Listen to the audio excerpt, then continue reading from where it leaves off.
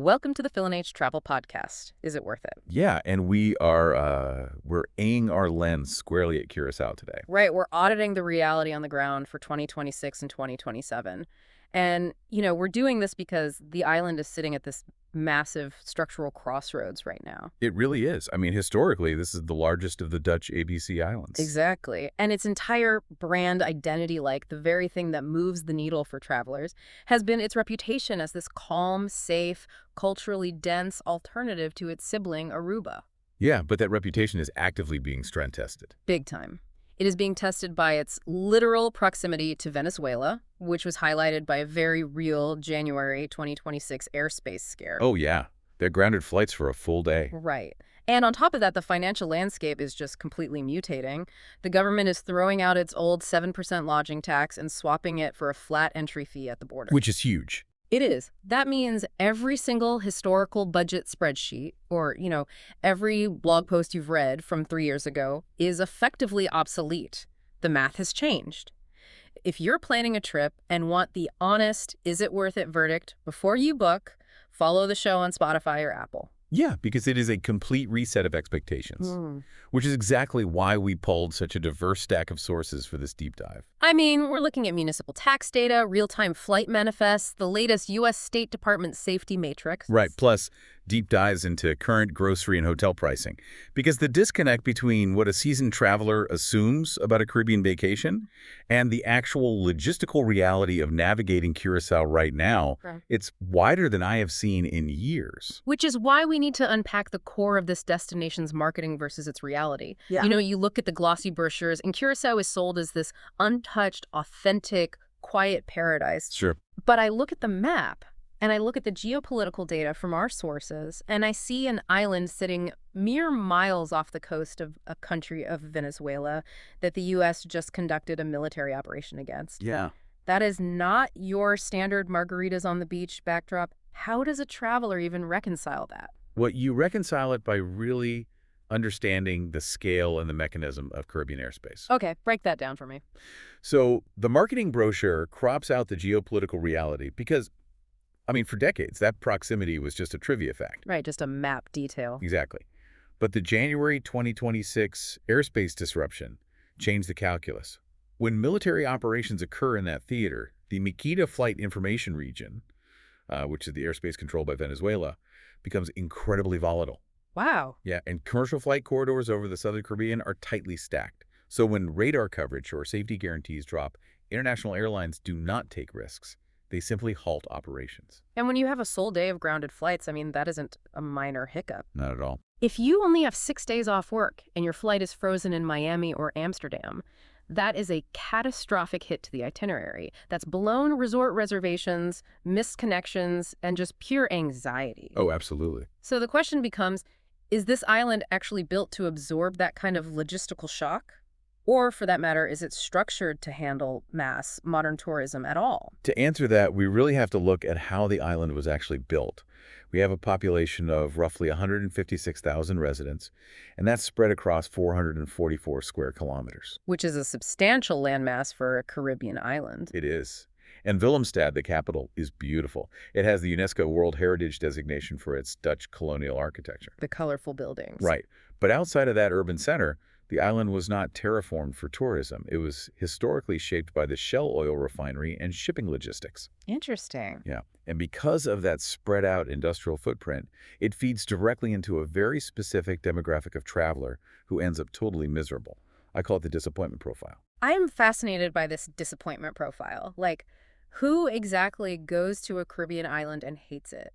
What is the specific expectation they are bringing that just gets crushed? It is almost exclusively the traveler expecting Aruba's infrastructure. Ah, okay. If you know Caribbean travel, you know the Aruba model, right? Massive, continuous stretches of sand, high-density resorts lined up shoulder to shoulder. Where you just walk everywhere. Exactly. An environment where you never have to cross a real road to get a drink. Oh. It is hyper-walkable and highly polished. Yeah.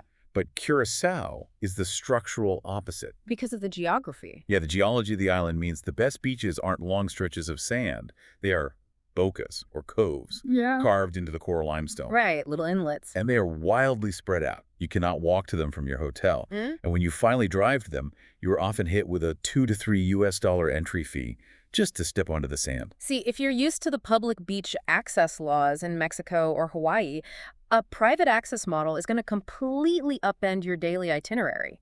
You assume the beach is a public trust. Totally. And the ripple effect of that isolation hits the wallet hard.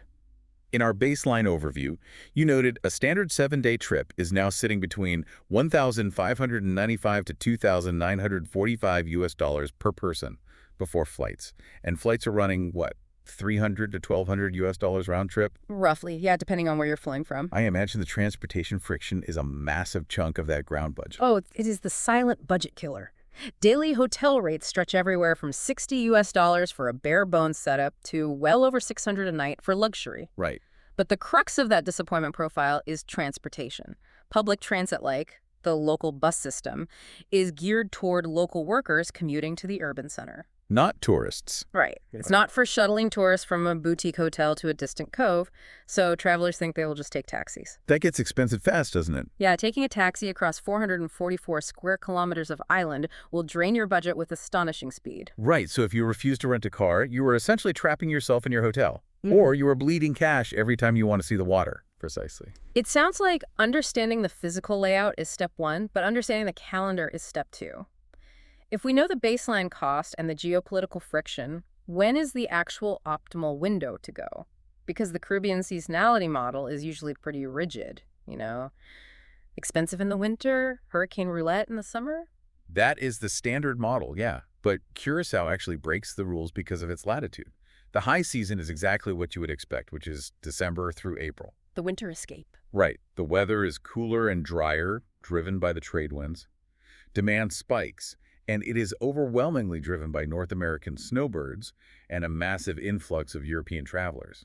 Consequently, it is the most expensive time to touch down. And then the low season kicks in from May through November. Hotel rates drop, which immediately makes the budget spreadsheet look friendlier. But the heat and humidity peak. Oh, they do. I'm looking at the climate data from our sources, and the average highs are sitting at 88 to 90 degrees Fahrenheit practically year-round. On paper, a 90-degree day with high humidity in August sounds absolutely suffocating. It really would be, if not for the atmospheric physics of the region. Okay, science time. Yeah. Curaçao is battered by constant aggressive trade winds blowing in from the east. It is a relentless breeze that acts as structural air conditioning. Nature's air conditioning. Exactly. Yeah. It fundamentally alters the feels-like temperature on your skin. It makes 90 degrees surprisingly bearable, even in the dead of summer. But the real elephant in the room for summer Caribbean travel is always the hurricane risk. Why aren't we baking in the cost of travel insurance for a Category 4 storm wiping out the trip in September? Well, because of where the island sits on the tectonic plate. Curaçao is positioned in the deep southern Caribbean, so it sits safely outside the main Atlantic hurricane belt. So no hurricanes. I mean, statistically, a technical risk exists. Storms can form anywhere, right? But the historical data shows that major hurricane landfalls here are incredibly rare anomalies. This is a massive structural advantage. I bet. When travelers are holding their breath booking the Bahamas or Jamaica in September, Curaçao is operating business as usual. So the shoulder months, like May and November, emerge as this incredible value arbitrage. You get lower hotel rates because it's technically low season, but you aren't playing hurricane roulette, and the trade winds keep you from melting. It's the absolute sweet spot. But I want to circle back to something you mentioned about the European influx, the Dutch connection. How deeply does the relationship with the Netherlands actually impact a random American or Canadian trying to book a hotel room? It dictates the entire economic rhythm of the island. Curaçao is a constituent country of the Kingdom of the Netherlands. Right. So the cultural, linguistic, and passport ties are seamless. To a traveler from Amsterdam, flying to Curaçao isn't an exotic, risky, international gamble. It is essentially domestic travel to a warmer climate. That is wild to think about. Yeah, you have massive KLM Boeing 777s landing daily. It's a geopolitical pipeline. It sounds like trying to book a hotel in Florida during the week of the Super Bowl, but the Super Bowl lasts for 2 straight months. That is the exact dynamic. You have to monitor Dutch statutory school holidays. Oh, wow. Yeah, when the February carnival hits, or the massive European summer break in July and August rolls around, the Dutch middle class just floods the island. So it's packed. If you are trying to book a trip between December and February, you are directly competing with a massive, highly organized influx of European travelers who book their holidays a year in advance. So you can't just wing it. No, if you wait until October to book a January beachfront room, you will find zero inventory. You have to operate on a 60 to 90-day absolute minimum booking window to beat that market. That makes total sense. You aren't just competing with other tourists, you are competing with citizens utilizing their own kingdom's infrastructure. Exactly. But there is another massive demographic wave that hits the island daily, and that is the cruise ships. I've read the port data, and the logistics of how Willemstad handles this influx is wild. It really is. Willemstad features a deep water port right in the center of the historic district and a mega pier just outside of it. The logistics operate like a tidal wave. A tidal wave of tourists. Yeah, by 10 a.m., thousands of passengers disembark simultaneously. They flood the pontoon bridge, the handle-skate floating market area, and the historic squares of Punda and Utrabanda. The infrastructure is instantly maxed out. I can imagine. Restaurants pivot to high-volume, lower-quality service. The streets are gridlocked with walking tours. It's an artificial population boom that lasts for exactly 6 hours. I assume the strategy for an independent traveler is simply to run the opposite direction. That's the only strategy. By late afternoon, the ships blow their horns, the wave recedes, and the passengers reboard. Suddenly, Willemstad returns to being a quiet, stunning, highly walkable historic village. So what's the rule of thumb? Your golden rule here is to consult the Curaçao Ports Authority website before you finalize your daily itinerary. Okay. If 2 or more massive ships are docked, you do not go into the old town for a leisurely lunch. You take your rental car and you head to the western side of the island. And what about the beach clubs? Places like Mambo Beach or Yantil. Do the cruise ship passengers flood those as well? They do bleed into Mambo Beach because of its proximity to the port. But the real dynamic to watch at the beach clubs is the local weekend crowd. Really? Yeah. Friday afternoon through Sunday, the local workforce heads to the clubs. It becomes incredibly vibrant, very crowded, and lounge chairs sell out by 10 a.m. Good to know. Okay, I want to pivot from the macro planning to the micro reality. Let's put you, the listener, right on the ground. Picture the moment you walk out of the arrivals hall at Hato Airport on the north side of the island. What is the immediate logistical friction? Your first reality check is the sheer necessity of a vehicle. Hato is a modern, efficient airport, but it is isolated. You walk out, and the rental car desks are right there. But this is where people who haven't done their homework hit a massive friction point. Walk-up rentals. Yes, Yeah. walk-up rentals in high season are virtually impossible. We will dissect the financial damage of that specific trap later, but if you don't have a car pre-booked and you look at the local ABC bus system, you're out of luck, right? The public transit simply isn't designed for luggage in tourist zones. Correct. The buses are for local point-to-point transit, operating on schedules that are best described as flexible. Right. Your immediate default is going to be the taxi queue or getting a car. Now, in a lot of international destinations, the airport taxi queue is where the anxiety spikes. You get in, you watch a meter tick up in a currency you don't fully understand, you hit unexpected traffic, and you feel like you're being actively scammed. How does Curaçao handle this? They eliminate that anxiety through strict government regulation. There are no meters in the taxis. No meters. None. The system operates on a predetermined flat-rate zonal grid. From Hato Airport into the main tourist hubs of Willemstad or Yantil, you are looking at a flat $20 to $35 depending on the exact zone. Oh, that's great. And the crucial mechanism here to protect yourself, ask to see the rate card. Every licensed driver carries an official government sheet that proves the zones and the prices. You agree on the price before the luggage even goes in the trunk. I deeply appreciate that kind of civic structure. It takes the entire cognitive load off that first hour in a new country. And speaking of civic structure, the drive from the airport into the city is fascinating. In many Caribbean nations, the drive from the airport cuts through heavy industrial decay or extreme poverty. But the sources note that driving past the massive Kattegat Harbor, which is this huge natural deepwater bay, and into Willemstad, actually feels incredibly structured and efficient. It feels well maintained because of the Dutch civic engineering and the historical wealth generated by the oil refinery. The roads are generally excellent, the signage is clear, and the infrastructure feels robust compared to its Caribbean peers. But that structure brings you to your first real operational friction point of day one, which is the currency. Ah, yes. The money. Let's break down the money. The official currency is the Netherlands Antillean guilder. but US dollars are widely accepted. I know travelers who just bring a stack of 20s and assume they can operate normally. Is it a true dollarized economy like Ecuador or parts of the Bahamas? It is a hybrid, and that is where the friction lies. If you are sitting at a massive resort or a high-end restaurant, your U.S. credit card or your dollar bills will work seamlessly. But the moment you step out of the tourist bubble, the system fractures. Small vendors, local snack stands, and crucially, municipal parking meters operate strictly on the guilder. Wait, parking meters. So if I have my rental car and I want to park in downtown Willemstad to walk across the pontoon bridge, I can't just swipe a credit card or use an app. Many of the meters still require physical coins. Wow. Yeah, if you only have U.S. paper money, a simple task like parking becomes a frustrating scavenger hunt for change. The mechanism to avoid this is simple. Hit the ATM in the arrivals hall at Hutto before you get in your taxi. Pull out a modest amount of local cash. It smooths out the entire first 48 hours of your trip. That's a pro tip. If I'm holding a guilder, I need to understand what it's actually worth. My brain shuts down when I have to do math in high humidity. How exactly is the guilder pegged, and how do I do the mental conversion on the fly? The guilder is pegged to the U.S. dollar at a remarkably stable historical rate of 1.79 to 1. Okay, so practically speaking, if I walk up to a street vendor and see a price tag of 5 guilders for a snack, I'm just dividing by 1.79. Exactly. A 5 guilder price tag is roughly $2.80 U.S. Okay, that's not bad. The psychological trap is seeing a menu where a seafood dinner is listed at 45. You panic, thinking it's a $45 dinner, but it's actually 45 guilders, which is about 25 U.S. dollars.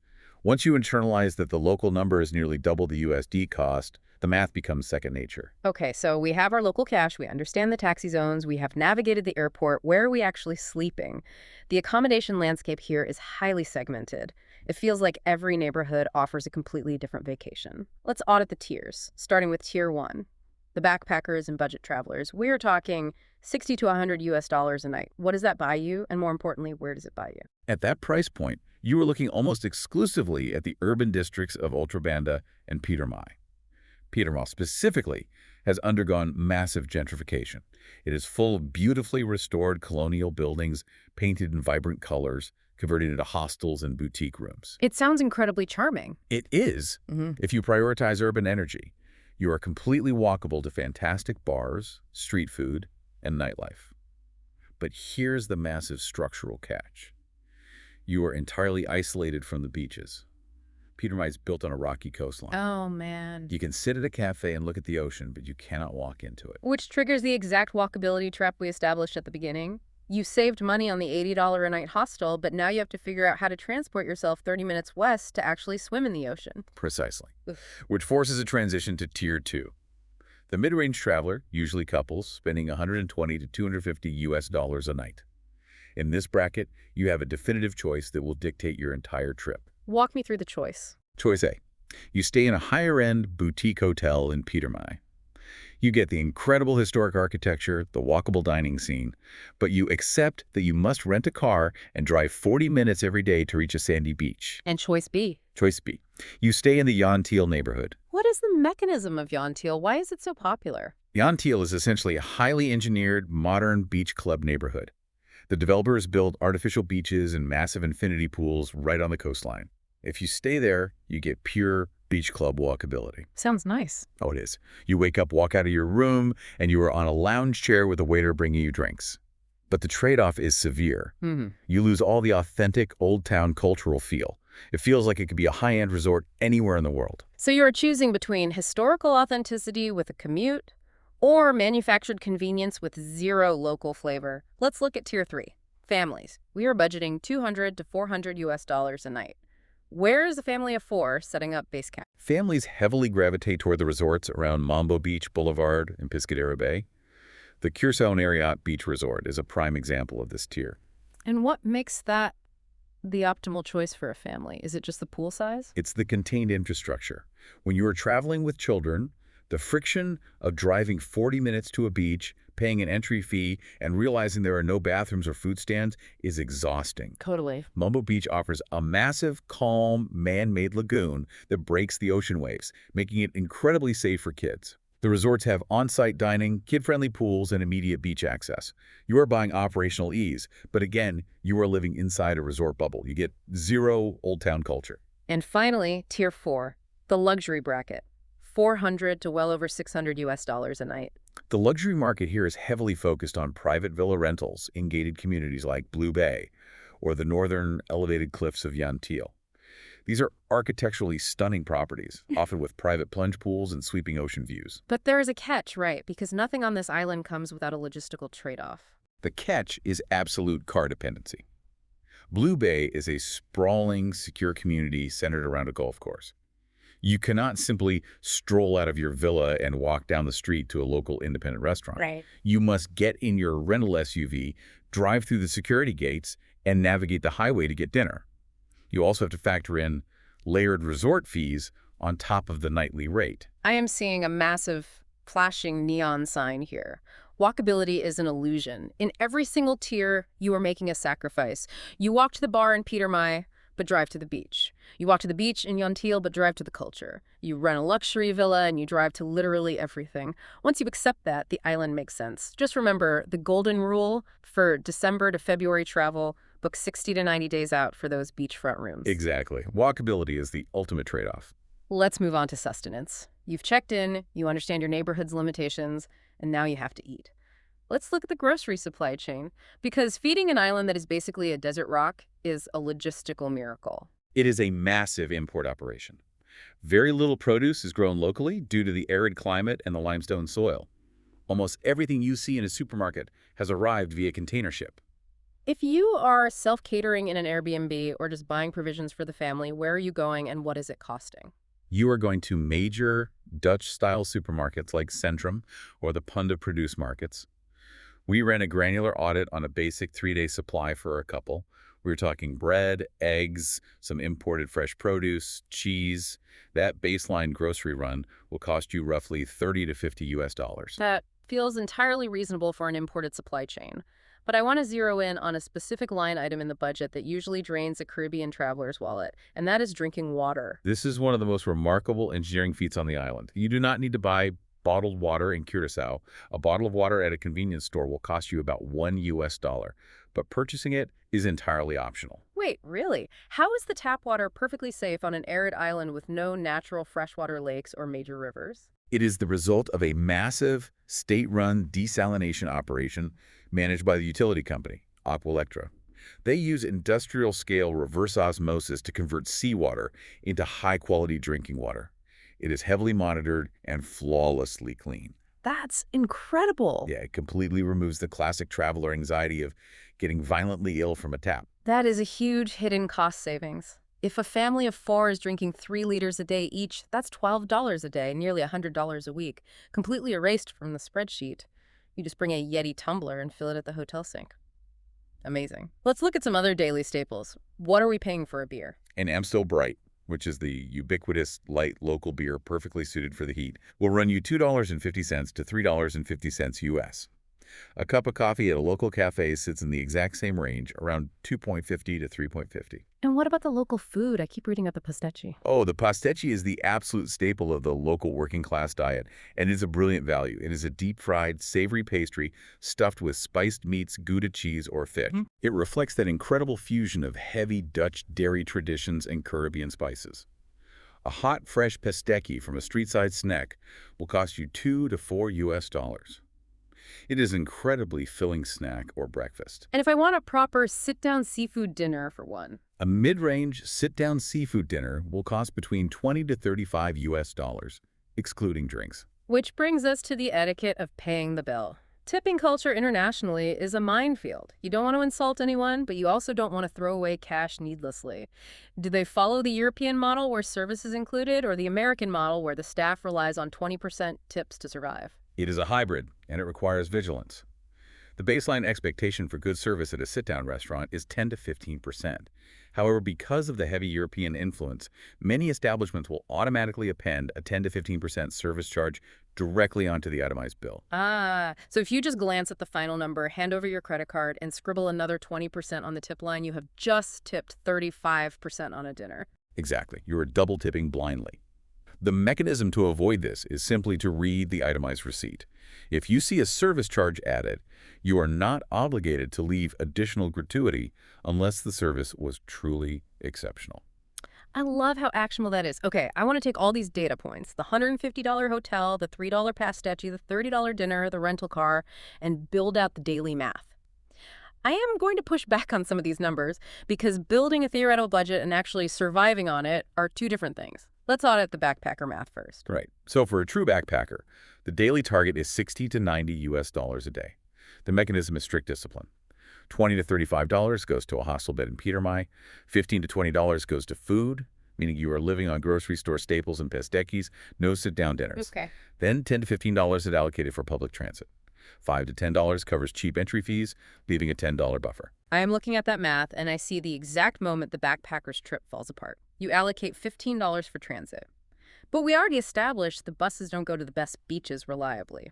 So the backpacker waits an hour for a bus that never comes, gives up, and hails a taxi to Curaçao Beach. That round-trip taxi fare is going to be $50 to $80. The entire daily budget just detonated. That is the precise failure point. A backpacker can survive on $60 to $90 a day, only if they resign themselves to staying within the urban core and never seeing the iconic western beaches. The moment they attempt to explore the island's natural beauty without a shared rental car, the budget balloons well past $100 a day. Okay, let's scale up to the mid-range math. This is where most of our listeners sit. The mid-range target is $140 to $250 US dollars a day per person. The room is $60 to $125. Food is $30 to $45. A shared economy rental car split between two people is roughly $15 to $25 each. You add $20 to $40 for attractions and beach fees and keep a $15 buffer. This math holds up. If you are sharing the structural costs of the rental car and the hotel room, $200 a day buys you a genuinely fantastic, friction-free vacation. This is what scales up to that $2,945 weekly total we cited earlier. Now, defend the family math for me. You stated a family of four will spend $300 to $450 US dollars a day total. Let's break down the $400 a day median for a family of four. You're spending $200 on a larger resort room or an Airbnb. You're spending $80 to $100 on groceries and modest dining out. You're spending $50 on a larger vehicle rental like a minivan. And you're spending $50 on incidentals, parking, and daily beach access fees. But that doesn't include massive excursions, right? If that family of four wants to book the famous boat trip to the uninhabited island of Curaçao and it costs $150 per person, well, that is a $600 Tuesday. That shatters the $400 daily average immediately. It absolutely does. When we calculate the $2,100 to $3,000 to $200 weekly family total excluding flights, we are factoring in the baseline daily survival, plus exactly one major high-cost excursion. If a family plans to do a $600 boat trip on Tuesday and a $400 guided ATV tour on Thursday, the budget matrix completely breaks down. The lesson there is to pace the high-ticket items. What about the luxury math? The baseline for luxury is $400 to $600 plus US dollars a day per person. The villa is $200 to $300 plus. High-end dining is $80 to $120. You are renting a premium SUV for $40 to $60, and you are booking private dive charters for $60 to $100 plus a $30 buffer. Let's apply this financial matrix to a completely different demographic, the digital nomad. Post-2020, everyone sees photos of colorful Dutch buildings and thinks, I'll just work remote from there for a month. How does the math scale to a 30-day residency? The 30-day nomad audit comes in at $1,850 to $3,050 US dollars a month. Renting a furnished apartment is $800 to $1,500. A month of groceries is $400 to $600. A long-term leased car is $500 to $700. Incidentals and a co-working space desk run another $150 to $250. I'm looking at a $3,000 monthly overhead. That makes Curaçao a mid to upper tier base globally. If a digital nomad's primary goal is geo-arbitrage, earning in strong US dollars while living in an incredibly cheap local economy, this is the wrong island. It is not Bali. It is not Medellin. It is not a bargain destination. Yeah. You are paying European-level infrastructure costs because you are utilizing a European-grade power grid, European-grade water desalination, and heavily imported goods. You are paying a premium for stability and safety. Which perfectly sets up our next topic. If we know the budget, we need to know how the island is actively trying to subvert it. I want to expose the mechanisms behind three named logistics traps. These are the specific friction points where travelers bleed cash and lose their sanity. Trap number one, the Hato Airport walk-up car rental trap. We touched on this, but explain the supply chain reality of why this trap exists. Travelers from large mainland countries assume that rental cars operate on an infinite elasticity model. If you land in Orlando, Florida, there are always cars available. They just move fleets across state lines to meet demand. But Curaçao is an island. Every single vehicle on that island had to be shipped in via a cargo vessel. The supply of cars is rigidly finite. So during the December to April high season, when the Dutch influx hits, the inventory of $35 a day economy cars doesn't just run low, it mathematically hits zero. Exactly. If you walk up to a rental counter in January without a reservation, the agent will look at their system and tell you honestly that the only vehicles physically left on the lot are luxury SUVs or 9-passenger vans. And suddenly you are forced into an $85 a day vehicle upgrade instead of your $35 to $45 pre-booked rate. Over a 7-day trip, that is a $200 to $300 unexpected hit to the budget before you've even left the airport. The fix here is absolute rigidity in your planning. You must pre-book your vehicle through an international aggregator at least 3 to 4 weeks prior to arrival. Do not rely on walk-up inventory. Which brings us to trap number 2, the beach access fee surprise. I am fascinated by the mechanism of this trap because it violates the core assumptions of the Caribbean dream. Explain why the beaches aren't free. It traces back to the historical layout of the island. Much of the coastline, particularly the stunning photogenic spots on the western side of the island, like Curaçao or Canepa, also known as Groot Nip, were historically part of massive private plantation estates, known locally as landhuizen. As the island modernized, those access roads and the land immediately surrounding the sand remained in private or semi-private hands. So you aren't necessarily paying for the water, you are paying a toll to cross private land to reach the water. Correct. The owners maintain the dirt roads, they provide rudimentary facilities like showers or palapas, and in exchange they charge a gate fee. It is usually $2 to $3 per person, plus a $5 to $10 parking fee for the vehicle. The blogs never mention this. They show a drone shot of crystal clear water, but they don't show the boom gate and the guy holding a cash box. If a family of 4 is beach hopping, hitting 2 different spots a day, they are bleeding $60 to $100 a week just in access and parking fees. The fix is simply to budget $10 to $15 per beach day in advance and actively research which beaches are public and free versus which are paid access. And trap number 3 is perhaps the most frustrating. The cruise day Willemstad crowd trap. We discussed the tidal wave of passengers earlier, but what is the actual mechanism of the trap on the ground for an independent traveler? The mechanism is a complete collapse of local service infrastructure. When 5,000 cruise passengers disembark simultaneously, the restaurants along the waterfront cannot handle the volume. Service grinds to a halt. Furthermore, some establishments roll out tourist menus with inflated pricing, specifically designed to capture the captive cruise audience who have limited time and no local context. You end up paying 30% more for a meal that takes 2 hours to arrive, while sitting in a crowd so dense you can't even take a decent photograph of the architecture. It's a waste of a vacation day. And the fix is entirely within your control. Check the Curaçao Ports Authority online schedule. Build your itinerary around the ships. Go to the Old Town on 0 or 1 ship days before 10 a.m. or after 3 p.m. When you look at those 3 traps, the $300 car upgrade, the $100 beach fee drain, the ruined lunch in the Old Town, you can see how these minor annoyances compound, turning a relaxing vacation into a logistical spreadsheet where you bleed money.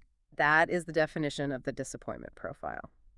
Okay, we have covered the financial safety. I want to transition to physical safety and health. When you have military posturing occurring just off the coast, how does that translate to the ground reality of walking around at midnight? The macro view is incredibly stable. The U.S. State Department calculates safety based on structural threats to citizens. They have issued Curaçao a Level 1 travel advisory. That is the lowest risk tier possible. To put that in context, that is the exact same safety rating they assign to places like Western Europe. But I need you to reconcile that for me. How does a government issue a Level 1 safety rating to an island right next to a volatile geopolitical situation that literally shut down airspace in 2026? Because the State Department separates regional military airspace disputes from ground-level civil safety. The Venezuelan crisis is a geopolitical border issue, not a domestic security threat within Curaçao's borders. The military is not operating in the streets of Willemstad. The actual daily micro-reality on the island is overwhelmingly focused on petty theft. Like pickpocketing in the cruise ship crowds. Pickpocketing, sure, but more commonly, smash-and-grab thefts from rental cars. Because tourists drive to remote, isolated beaches and leave their cars unattended for hours while they swim, thieves will break a window to steal a visible backpack. The standard mitigation is to leave your rental car completely empty, and sometimes even leave the doors unlocked to prove there is nothing inside worth breaking a window for. What about violent crime? The homicide rate is a metric a lot of travelers look at. The homicide rate hovers around 8 to 10 per 100,000 residents.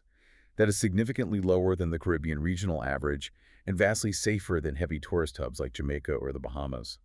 Furthermore, those incidents are almost entirely isolated to local gang-related drug disputes deep in residential neighborhoods, entirely divorced from the tourist infrastructure. So for a solo female traveler, the consensus is that the island is highly manageable. You generally feel comfortable in Willemstad and the resort zones.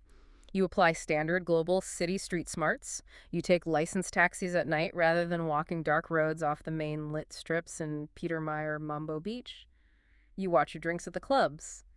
The main scam is just inflated tourist menus near the port. What about public health risks? Families worry about tropical diseases. The health infrastructure is modern and robust. There is zero risk of malaria.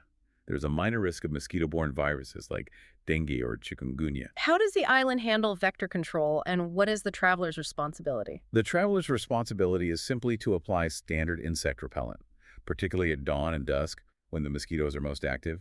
It is a manageable annoyance, not a structural danger. So the final verdict on discomfort is that it's manageable.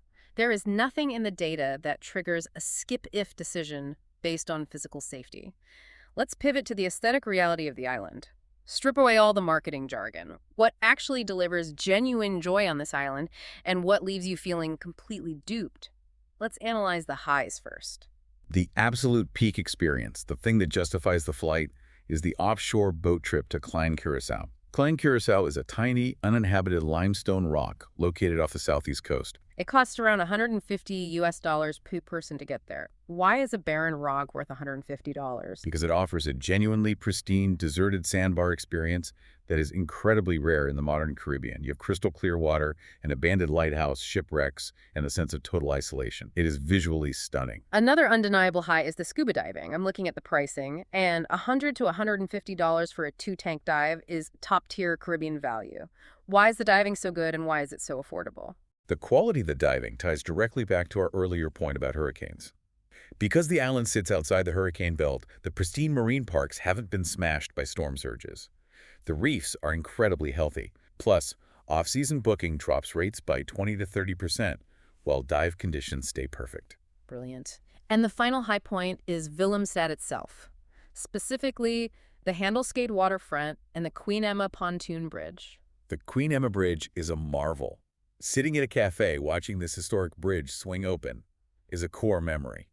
But, as we established, it is only magical when the cruise ships are gone. Which brings us to the honest disappointments. The moments where the traveler realizes the marketing brochure lied. I want to talk about the famous floating market in Punta. Every travel blog lists this as a must-see cultural hub. The floating market is incredibly oversold.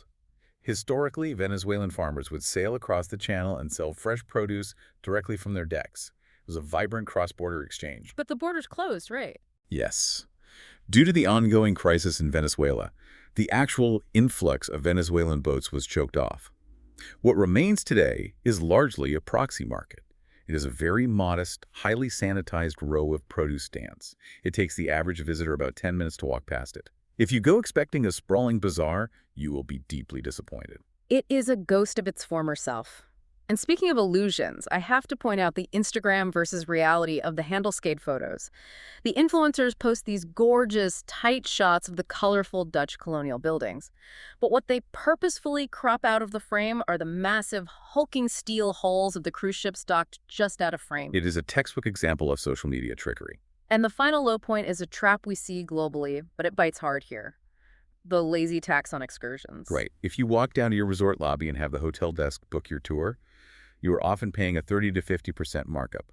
The mechanism to avoid feeling duped is to book directly with the operator. Bad value is the hotel desk. Good value is direct booking. Okay, we have laid out the entire reality of the island. The geopolitical friction, the required rental cars, the beach access fees, the stunning coves. If you are listening to this thinking, this sounds too complicated, where should you go instead? Let's compare the ABC siblings. Let's look at alternative 1, Aruba. Aruba is the most natural comparison because they share the same Dutch governance model and level 1 safety. But their development histories are entirely different. Aruba went all in on mass tourism. So they have the infrastructure. Exactly. Aruba features incredibly long, continuous, consistent sand beaches backed by a highly polished, hyper-walkable resort infrastructure. So the verdict is clear. Skip Curaçao and go to Aruba if you want maximum beach luxury, if you demand walkability within a seamless resort bubble, and you don't care about paying a premium price for that privilege. But you pick Curaçao if you want Willemstad's deep architectural culture, caves, rugged hiking, and better overall value for your money. Now let's look at alternative 2, Bonaire. Bonaire is smaller, less developed, and its entire civic identity is built around a pure dive focus. It offers incredible shore diving. Costs are similar for lodging, but Bonaire severely lacks nightlife, fine dining, and non-diving activities. So you skip Curaçao for Bonaire if you want pure tranquility and a dive-first trip. You pick Curaçao if you need city culture and beaches mixed into your diving. I think the best way to summarize the three siblings is this. Aruba is the polished, all-inclusive resort, Bonaire is the quiet nature reserve, and Curaçao is the messy, vibrant city that happens to have beaches. That is the perfect operational summary. Which brings us to the grand finale, the Is It Worth It matrix. We are going to synthesize all the data, the entry fees, the car traps, the geopolitical airspace threats into actionable verdicts graded out of 10 by traveler type. I will call out the demographic. You give me the definitive score and the justification. Let's start with the backpacker. The backpacker gets a 6 out of 10. Worth it if sticking to Willemstad. Skip if you can't stomach the $60 to $90 a day ballooning to 90 plus because of unexpected taxis. Bonaire is better for cheap dive scenes. Next, the mid-range traveler or couple. This demographic scores an 8 out of 10, the strongest fit. Worth it for the beach, culture, and dive mix without Aruba prices. Skip if your hotel budget is under $100 a night from December to February. Key number to remember is $140 to $250 a day per person. What about the family traveler? Family score is 7 out of 10. Worth it if comfortable renting cars and absorbing beach fees. Skip if traveling with small kids and needing bulletproof flights, referencing that January 2026 airspace disruption. Key number is $2,100 to $3,200 a week, no flights. The luxury traveler. Luxury scores a 6 out of 10. Worth it for private villas and diving. Skip if you want large-scale, polished resort infrastructure, go to Aruba for that. Key number is $400 to $600+ a day. And finally, the digital nomad. The Nomad scores a 6 out of 10. Worth it for level 1 safety and Dutch infrastructure. Skip if optimizing for pure cost. $1,850 to $3,050 a month is mid to upper global range. Not a bargain. So looking at the entire board, what is your final overarching verdict on booking this island right now? The overall verdict is to book carefully. Great value for mid-range and divers, but the entry fee shift, car dependency, and regional airspace tensions mean 2026 and 2027 is not a book-blind destination. Do your homework on flights and fees. And as you mull this over, consider this final thought. For a century, Curaçao's economy was anchored by one of the largest oil refineries in the world. Tourism was an afterthought. Now, with the government pivoting entirely to tourism with this new flat tax model, the island is betting its entire future on foreign visitors. Over the next 10 years, we are going to watch a fierce, independent local economy try to mold itself into a pure hospitality machine. Whether it can do that without losing the messy, authentic charm that makes it special is the real gamble. If this gave you the honest verdict you needed, follow the show. New episodes drop every day. That is the honest verdict from Phil and H.